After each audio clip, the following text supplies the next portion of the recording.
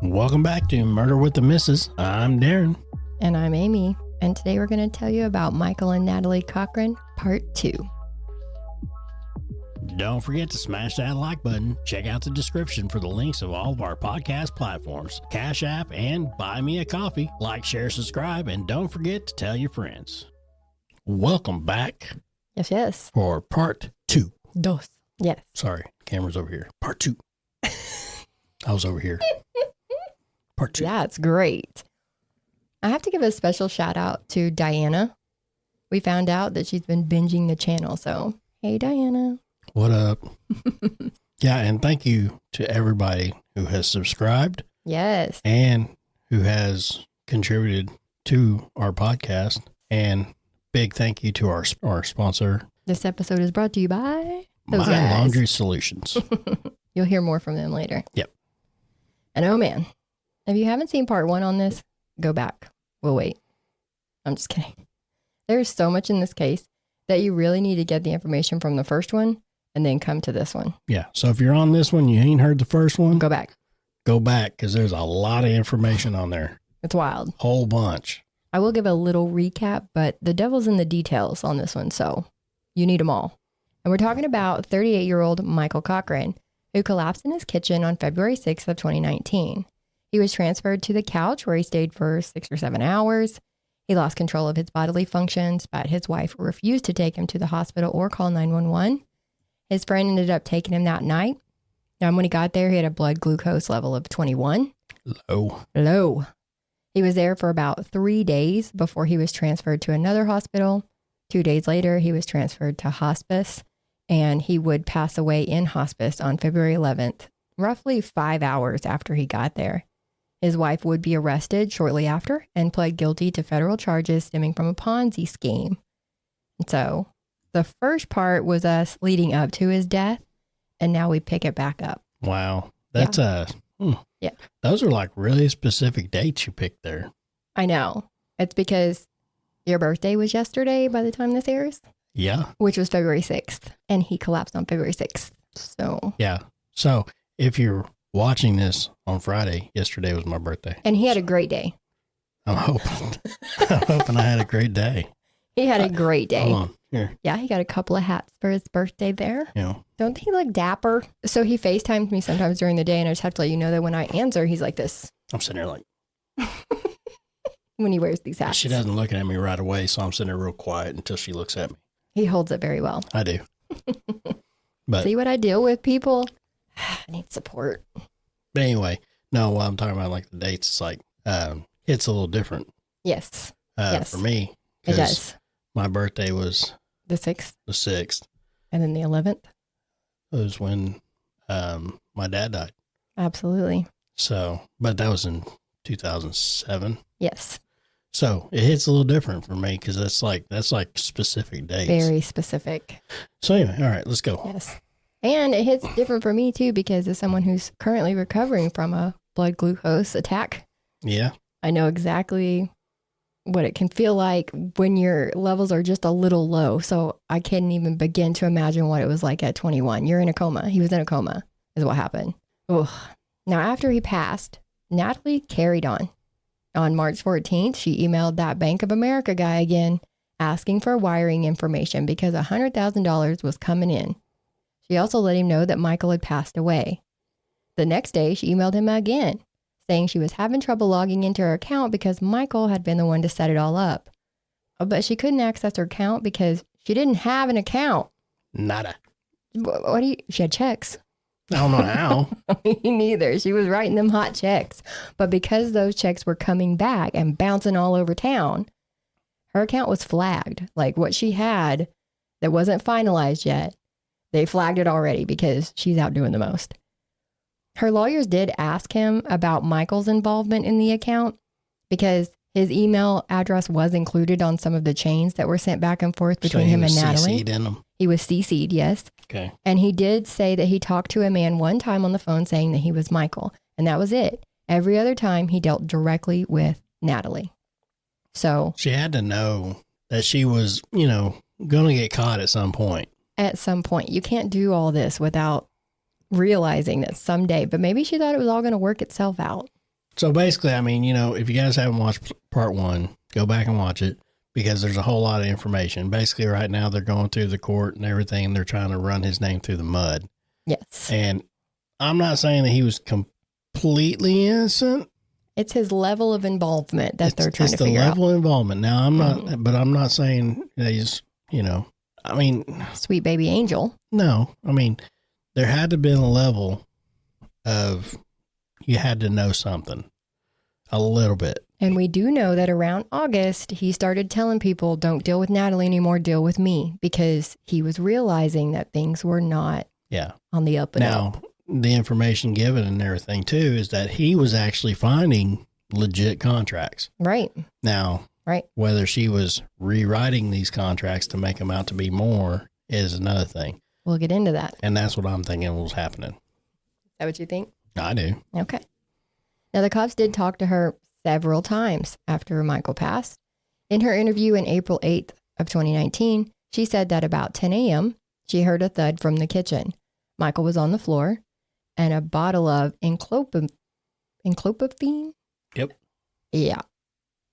Enclopaphene citrate was on the counter. Now, that's a medication that raises testosterone levels in men. See, I told you about the testosterone. You did. In her interview on May 7th, she said Michael was doing the best he had done in his life. They sat together in the living room for about an hour. Michael got up and went into the kitchen, threw up in the sink, passed out, and hit his head on the granite countertop. Now, in this version of events, the enclopaphene was in a cabinet. So he allegedly had this cabinet. It was a secret cabinet that he kept all of his special supplements in. She was saying they were steroids from Mexico. And then on May 8th, she said that they went separate ways that morning, which lines up with them texting each other. And they know he went to Starbucks and got them both a coffee. So this one kind of made sense. She came home and he was sleeping on the couch for about 45 minutes to an hour when he got up and went into the kitchen where he collapsed. This interview is when she said that he had been using insulin as part of his weightlifting routine, injecting himself in different areas of the body, including his back. I don't understand why anybody would inject themselves, one with insulin, but in their back? In their back. I need to see where it's going. Like, if I'm injecting something into my body, I want to see that it's going into the right spot. You can't just like jab yourself wherever. And why would your back be your option? What's the point? Because, I mean, I don't know. That's very dangerous anyway, inject insulin. Right. Especially when you don't need it. Yes. But this is apparently very common in bodybuilding. Well, that's dumb. I was actually talking to somebody about this case the other day, and she let me know that, yes, this is a thing. This is what they do. And she could break it all down for you. And she's not even a doctor. She just knows. That's stupid. It's so, I don't know. She just knows things. But what do I know? I don't know. I don't know. That's ridiculous. Yes. So either way. Do it the natural way. Do it the natural way. And if you can't get there, you're not supposed to be there. Work hard. Earn it. Earn it. Yeah. But see, that's the thing. That's how it was being explained to me, is if they regulate their blood sugar with insulin, then it keeps them from gaining fat. Like it forces your body to break down certain parts that it doesn't normally do, and it helps you get it more in shape. It's just a whole thing. She's probably yelling at her screen right now, listening to this. But so we know Natalie's still working on the contracts. She is still taking on investors, and she is still taking out loans, even after Michael's death. On June 25th, an investigator from the West Virginia State Police and someone from the U.S. Attorney's Office came to Donna and Ed's door. Now that's Michael's mom and stepdad. They let them know about the scheme that's been going on and that they think Natalie had something to do with Michael's death. Ironically, Donna and Ed were supposed to sign a contract that day with Natalie. She owed them $290,000, their entire life savings. And Natalie had told them that TSG and TMS, the two businesses that they owned, was going to pay them $9,000 a week to hit that total of $290,000. And then the profit of $1.1 million that she had promised them was going to be paid by Natalie herself for their elder care to pay their mortgage, get new cars, lawnmowers, all kinds of things. And we have talked about a lot of things that came out in these investigations. As we mentioned earlier, the defense is blaming Michael for everything. Her lawyer said, don't you think a reasonable person would question where they got the property unless they knew where it came from? So here they are blaming Michael. But here we are after his death with Natalie still promising people millions of dollars. So it's really not making any sense. So it really threw Donna and Ed for a loop because they didn't know that all this was going on, and they're still getting shit from Natalie saying like, do you want to invest in this? And they're like, we have no more money. You've taken all of our money. It's over. It's just really sad. So the defense was pushing that really hard, that Michael knew. Michael was working on contracts all the time. Michael was spending money. They brought up checks that Michael had signed to pay workers who were remodeling one of the houses that they'd bought. He was on the bank accounts. But if he thought it was a legitimate business, then wouldn't he think he was spending the profits from that business? Yeah. Not necessarily that he's spending investor funds or that there is no actual profit from the business. It just points that he thinks it was a legitimate business. And the investigators for the federal crimes say that the investigation led them to believe that Michael thought this was legit. Like, even the guy on the stand is like, everything I've seen shows that Natalie's doing all the dirty. Yeah, I mean, it sounded like he thought it was legit. That's what I'm getting out of it. And Natalie didn't speak at the state trial. She did at federal. So there's some information to get from there. They talk about Michael taking steroids and acting differently starting in about 2017 into 2018. She says he stopped taking his anti-seizure meds. But remember, Michael had told everybody that Natalie sets his pills and stuff up for him. She handled all of that. So why not go ahead and slip them in there when you're doing his supplements every morning? Like, make him take them. It's not like he's going to sit there. If he's taking handfuls at a time, he's not going to pay attention to each individual pill that he's taking.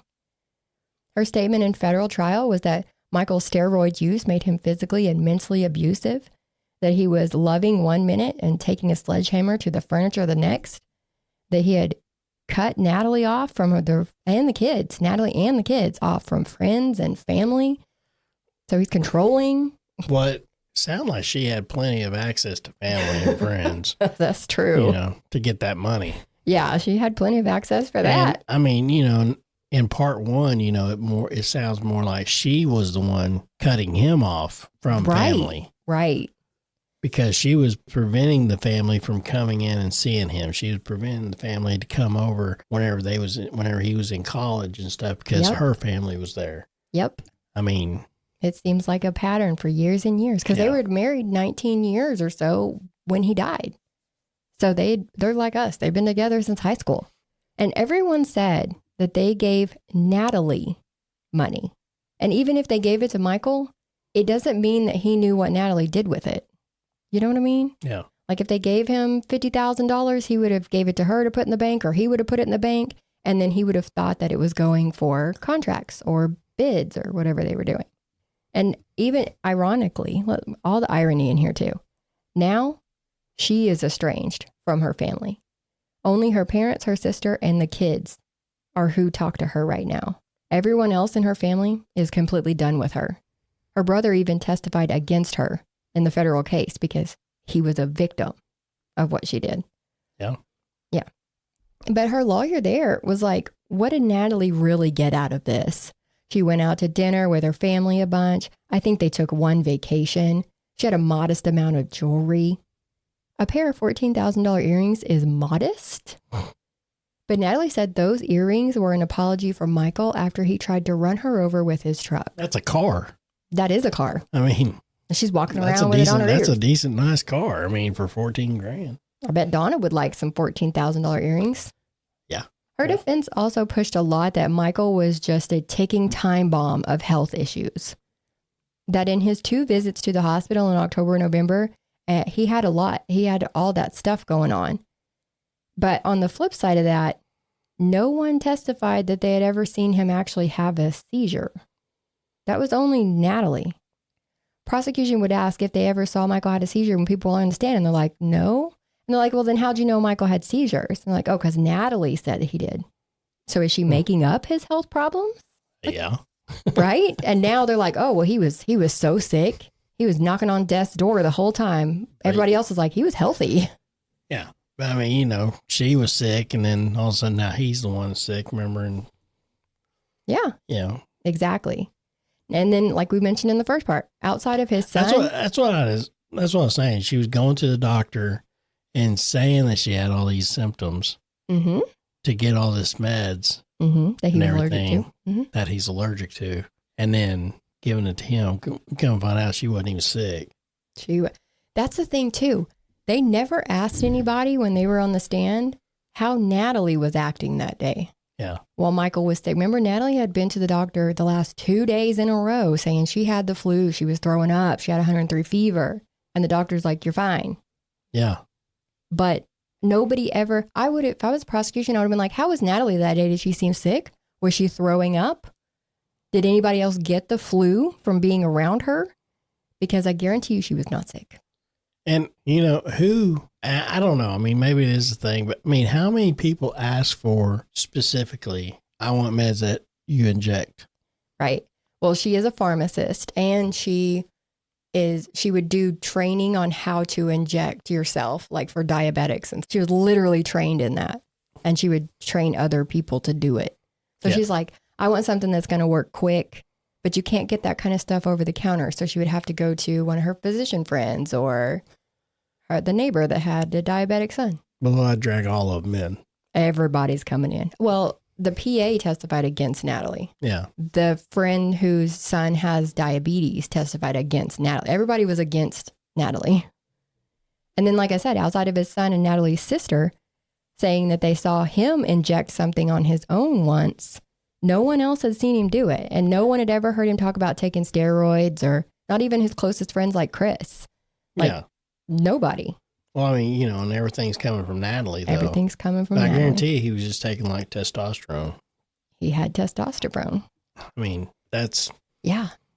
So the big problem in this trial was hard evidence. The prosecution is pushing that Natalie injected Michael with that insulin that she got from the neighbor that morning, and that's what killed him. But they didn't do the autopsy on him until 7 months after he died. Yeah. There was talk that he was in a crypt and not actually buried. So while they refer to him as being exhumed, it could have just been them taking him out of the crypt. But either way, he had already started partially decomposing. So they couldn't really find out if he had insulin in his system or anything else in his system. They could only go off what tests they ran at the hospital, and they dropped the ball. Well, yeah. Because if you have a healthy 38-year-old bodybuilder come in and his blood glucose is 21, you should start running a battery of tests. And then, we'll get into that in a minute. There's more. There should have been other tests ran too, but there wasn't.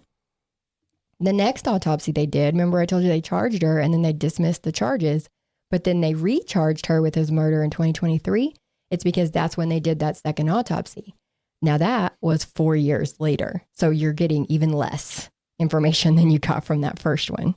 Yeah. So like I said, they look at his medical records. They know the blood glucose was 21 and he was not diabetic. So it would be very odd for it to be that low, leading to the belief that someone or something would have had to done something to bring it down to that level. Yep. Other things can cause that. So an endocrinologist testified that he did not have end-stage liver or kidney failure. He was not suffering from malnourishment.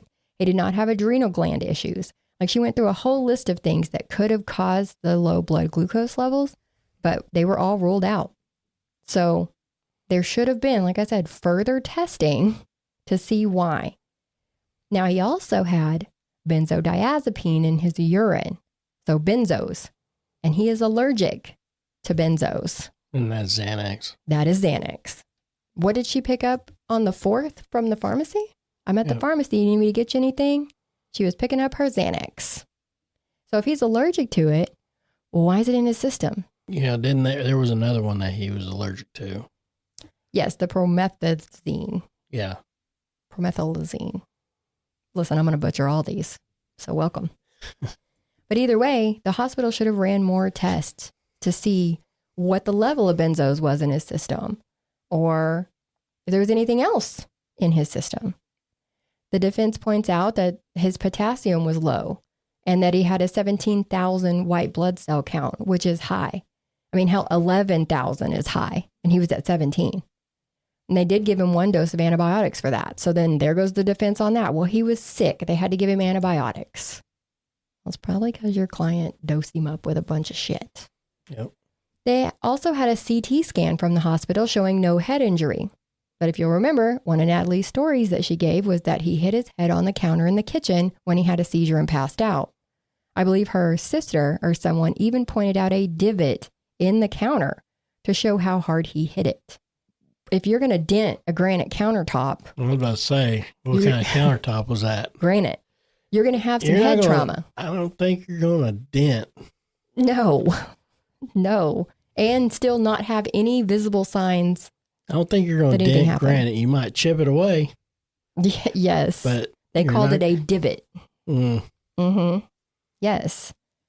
No. Now, the insulin that Natalie had borrowed from the neighbor was Humalog, which is a fast-acting insulin. So it takes effect about 15 minutes after it is injected, and then it's out of your system in about 4 to 6 hours or so. Everybody's different, so depending on how much you give yourself, et cetera, but it should be gone no more than 6 hours. Mm-hmm. Since he got to the hospital around 8 hours after he collapsed, why would his glucose level still be so low? So if she did inject him, wouldn't it have been out of their system by then? Well, I mean, she had 8 hours. Yeah. With people everywhere, though. Well, yeah, but I mean, there wasn't people there the whole time. Not the entire time. Yeah. But there towards the end, yes, there was people there the whole time. At the end. It is implied that she injected him more than once. Yeah. Over that time frame, possibly even on the way to the hospital. Because remember, Chris put him in the truck and was like, let's go. And he drove and she was in the back with Michael. Now, okay. Defense points out that the next day, his blood glucose dipped once again, indicating that this was an internal problem with his body. It's also implied that Natalie let no one else come to the hospital and see him at that time. Remember, she said only one person was allowed to be with him, and that person was her. Dr. Uribe, the person that did the second autopsy, said these are all red flags, and that there's a big difference between insulin that you produce naturally and what is introduced into your system.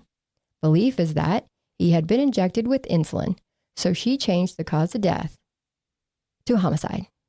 Did the cops find the insulin bottle? They did.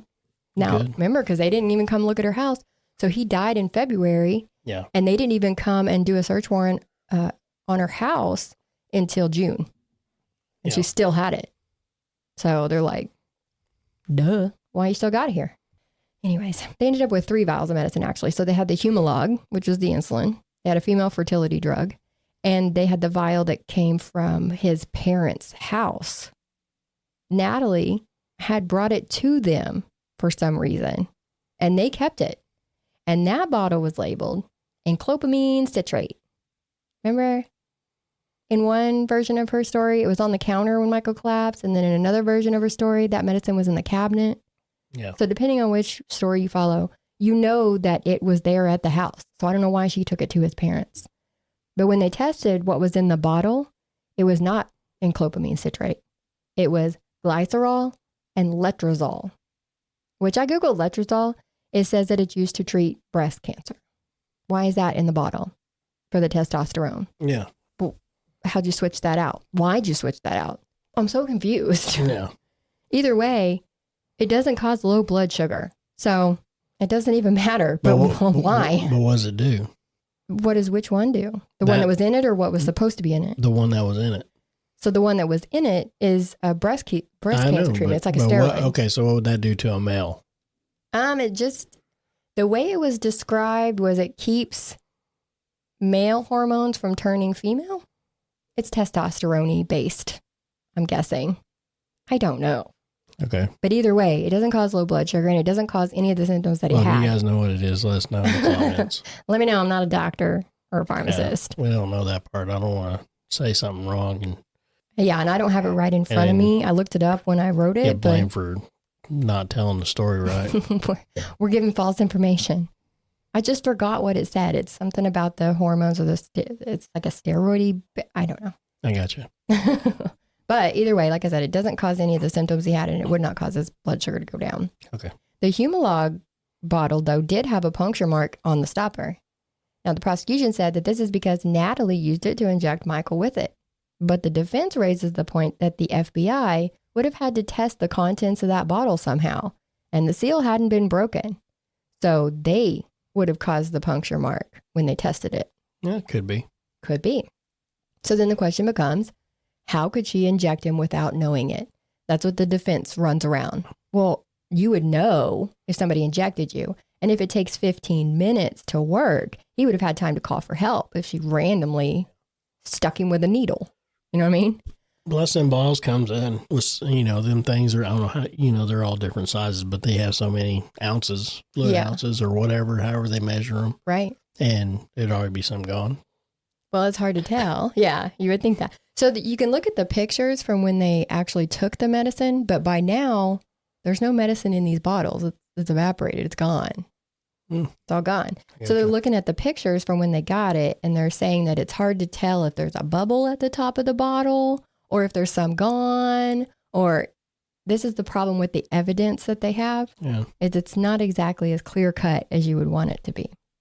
But in my thinking, if she told him that she was picking up meds for him at the doctor that morning, and she also had that PA Stephanie call her in a prescription for injectable corticosteroids a couple of days before this, would it be out of the realm of possibility that she told him she was giving him a shot at the steroid and that he believed her?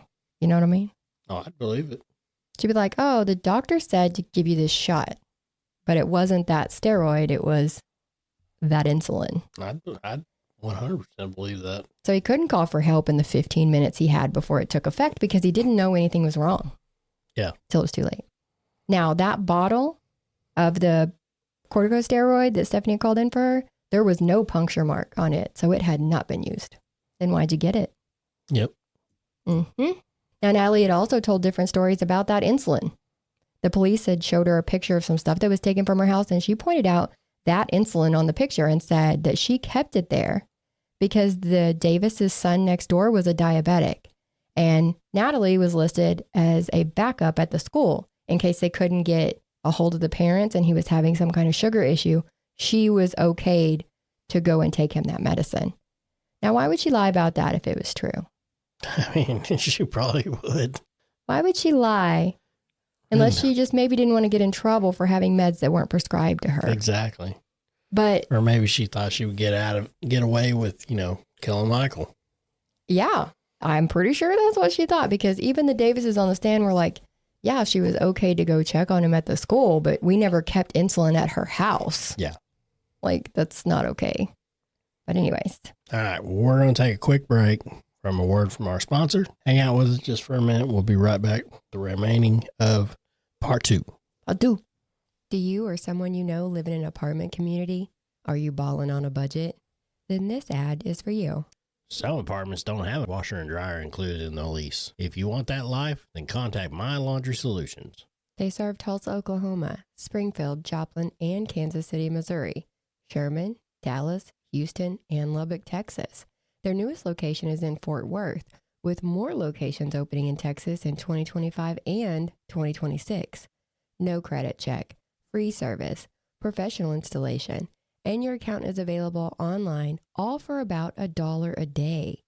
Go to your leasing office, go to mylaundrysolutions.com, or call 800-535-4411. Stop wasting that hard-earned money at the laundromat and give My Laundry Solutions a call today.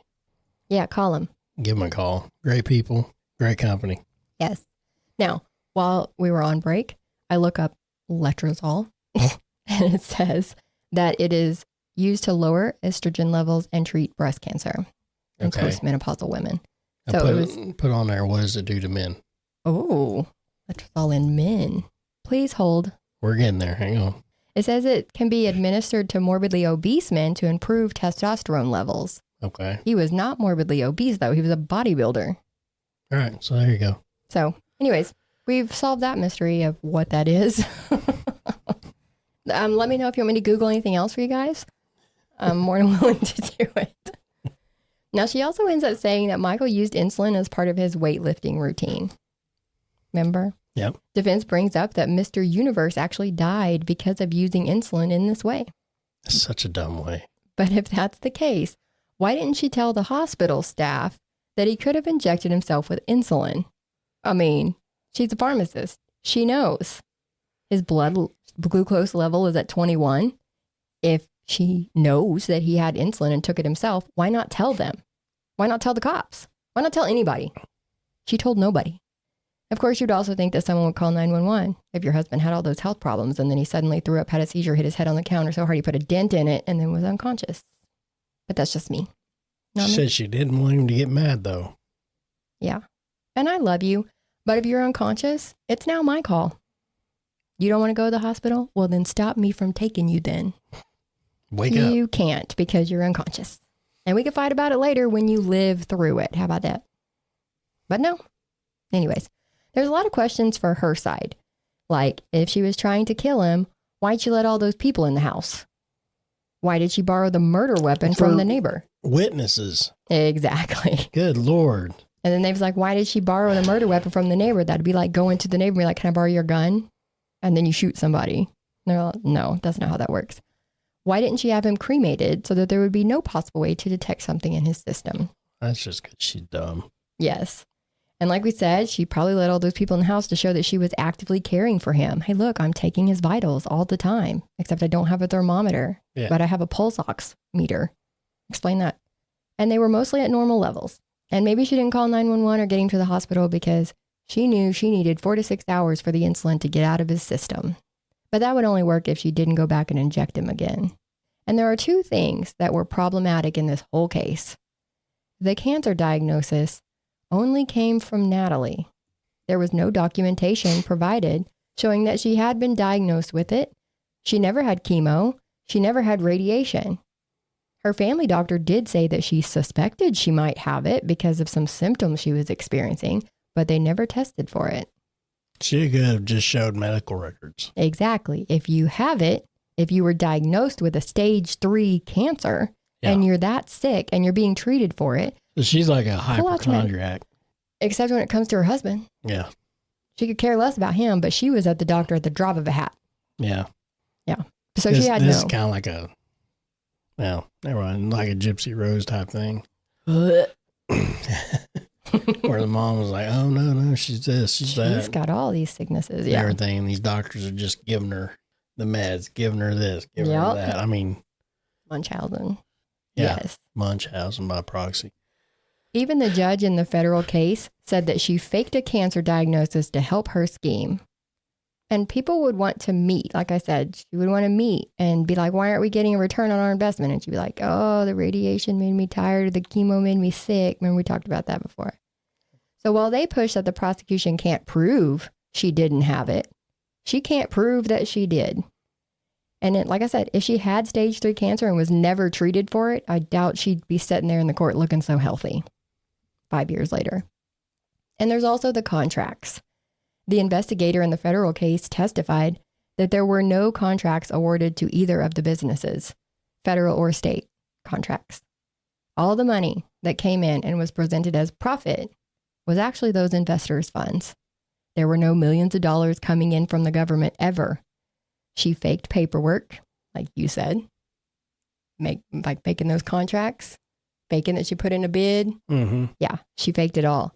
She faked emails. Well, yeah, no, I mean, I already knew she was faking all that stuff. Yes, but they proved it.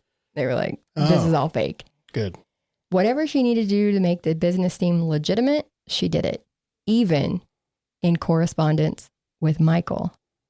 So they're sitting here looking at all the ways that she's talking to other people and talking to Michael, and she's telling him the same shit that she's telling the other people. So they're like, we legitimately don't think that he was involved in the scheme. He thought this was real.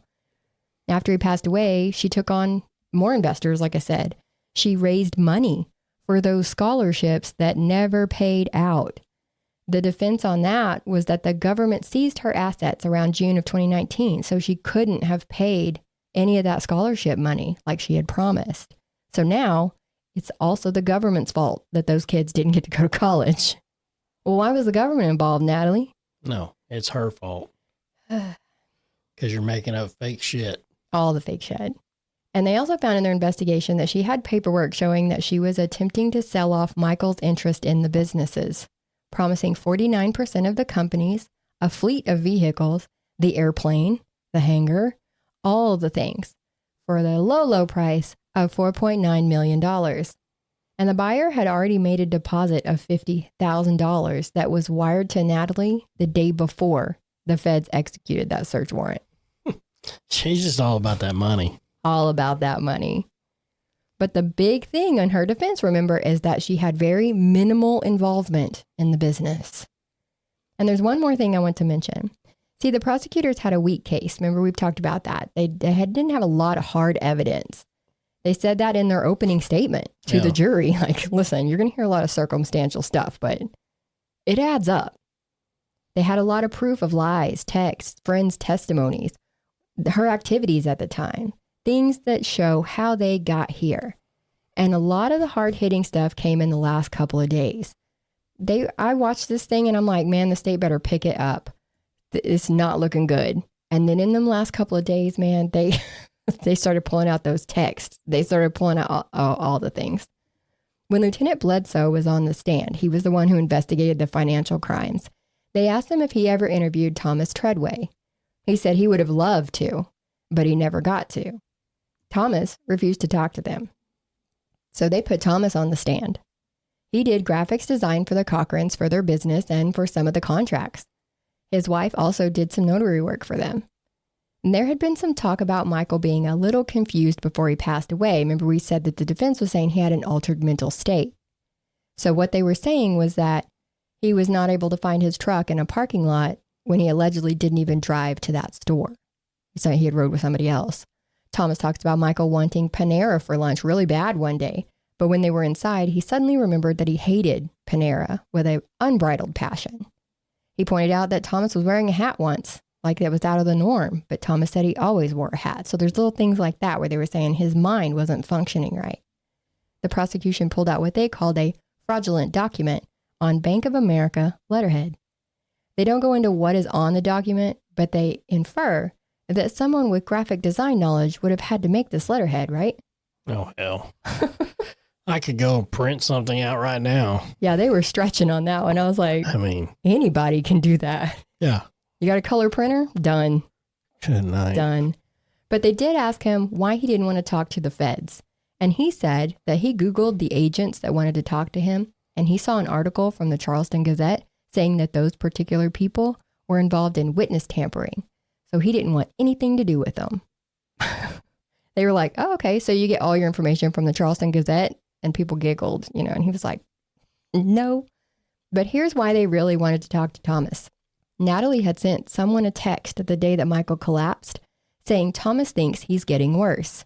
So he was there that day. Thomas texted Natalie that she needed to make a timeline. So when you do go get a lawyer, you'll be ahead of the game. Why would you need a lawyer? Exactly. And in another text, you were checking his vitals and blood sugar after I came in. They weren't elevated. So they were pointing this out like he was coaching her. Like, this is what you need to say. This is how you need to say it happened. And then after Michael died, Natalie texted him to see if he could crack into Michael's phone. So maybe he was on the bad end of the deal. You know what I mean? Maybe he was helping out with the scheme or something. Know what I mean? Yeah. Another thing to mention is that somehow, while he was unconscious, Michael's phone texted someone at 1:39 p.m. saying he would be available that weekend in what they believe was a firearms deal. Now that raised two questions. The obvious, how could he send that text? Because she was texting people at noon that he was passed out on the kitchen floor. Yeah. So he couldn't have sent that text. But also, he was involved in the firearms deals. So then they're like, oh, well, if there were no real contracts, how could he not notice? To fulfill a contract for guns, you would have to get a large quantity of guns, right? You would think that he would notice that they didn't have a bunch of guns in the garage. So there's still the question of how much of the business he was aware of. Maybe they were using it, the don't ask, don't tell policy. Maybe she handled, they were saying it was really hard to believe that all he did was find the contracts and then made Natalie do everything else. But Natalie didn't do anything else except fake emails and print letterheads. Yeah. Anyways, there's a lot involved. We'll move along. They did offer Natalie a plea deal. The first option was to start her sentence from September 30th of 2019 when she went on house arrest, and she would be eligible for parole in 15 years. The second option was plead to second-degree murder, and it would be 10 years, but the time would start in May of 2021 when she actually went to federal prison. She said no thank you. She didn't want any of that. Now, West Virginia court is weird. The jury basically does everything. Just the other day, January 29th of 2025, she was found guilty by unanimous decision for murdering her husband, Michael. We found her guilty like in second paragraph of her first one. Yeah. And then they start the mercy phase. It's still like the trial where they call people to the stand. There's cross-examinations, objections, just like a trial. But they can talk about more things that they couldn't in the actual trial. And this was to determine if she would get mercy and be eligible for parole in 15 years, or if she would just get life. They deliberated for about an hour and 20 minutes or so before they said she gets no mercy. No mercy. Nope. No None. mercy. Not for her. In closing, the prosecution said something that made sense, but also offended Natalie based on her facial expressions. I was watching her face closely. They said that there was a phrase that they had been throwing around on the prosecution's team, that Natalie Cochran involves everyone, but includes no one, which is 100% accurate. And most people are on the same page as the jury, but some do say that Michael knew more than he let on. As we mentioned, her kids are standing by her. Her parents are standing by her and her sister Penny. But everyone else that was in her life has washed their hands of her. They didn't even let her parents be listed as victims in the federal case for the Ponzi scheme. So if she was ever to start paying people back, they wouldn't be a part of it. And the kids don't talk to Michael's parents. Natalie relinquished her rights to her parents for the kids, so they took over and moved in with Natalie and the kids when this first started. Nicole stopped responding to texts to Donna and Ed in June of 2019, and Mac last responded to a text from Donna and Ed in August saying, "Don't text me anymore. I'm going to block you. You never loved us. We know that now." And nobody knows where that came from, but it's sad. Very sad. Well, that family is tore apart. Yeah, everybody is torn apart. Yep. Like a lot of people were like, we didn't even go to the trial because we didn't know what side to sit on, because we don't want to hurt the people that are defending her, but we also do not support that she's innocent. You know what I mean? Like, it's like, what do we do? And Donna and Ed on the stand at the mercy phase, oof, they were powerful, but they were very angry at the same time. So they kind of got into a defense a little bit, but they were hurt. And that's where I have a problem with them being able to cross-examine people in this phase. Like after Ed talked and said his piece, the defense was like, "Isn't it true that you and Michael didn't get along for years?" It's like, why? Which I guess would be something you might want to keep in mind, but even if it's true, what does it matter? He had been in Michael's life since he was 8. He loved him. If they had times where they couldn't, get along or they butted heads, okay. Does that mean either of them deserve to die? Or, I don't understand what that proves. What does that do? Are they discrediting that person? They're like, "Oh, you didn't even know him. Y'all didn't even talk." Get out of my face. Yeah. And does that in any way change the fact that Natalie is on trial for murder? No. There's another part that bothered me where Nicole said Michael was always working on contracts. When he started going to the hospital at the end of 2018, he started having headaches, dizziness. He was agitated all the time. He sounds stressed, like someone who just found out things weren't what they seemed to be. Or on the other side of the coin, stressed because it's all coming out now, if he was involved. But Mac testified about who wore the pants in the family, and that he was chilling in bed one time with Natalie and Michael one night, and Natalie was reading a book and Michael was looking for contracts. He said he helped Michael find a contract for 50 cals. And that made me remember that from that text chain toward the end there, Natalie had texted him about a 50 cal contract that was going to make him $134 million. Now, maybe they were two different contracts, but that did stick out to me. Yeah. Mm-hmm. Well, Michael already said that he found the contracts. Right. That was his main, that was his main job. His main job in the company. Yes. And that was never in dispute. It's just after that, what? then what? Yeah. He found contracts. He worked out discounts with local gun dealers. He did things like that. And there's proof of that. He had one dealer that was giving him a 75% off discount because they were promising to buy in large quantities. But one of the things being thrown around is that the kids had been influenced by Natalie and her parents. And this could point to that. That was where I was going. That Natalie was like, remember when you helped Dad find those contracts? Do you remember that? He's like, oh yeah, I remember. Yeah, I remember. Because they were 11 and 13 when he died. They're very impressionable. And they also made the choice very quickly after losing their dad that they didn't want anything to do with his side of the family anymore. And I'm not saying that's the case, but I can see that it's possible.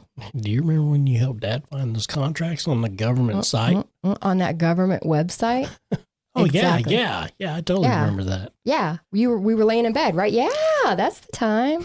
So Dawn is very convinced that these kids have been manipulated. Wow. And it hurts her. Like, she's very upset about it, very angry, and I don't blame her. But the jury had enough to believe that Natalie was the main person in the business and that she was stealing money from people, that Michael was finding out, that he was getting more involved, and she had to do something because he was going to find out the full extent of what had been going on. And it's also not lost on everybody that he started getting really sick after he found out that things were going downhill.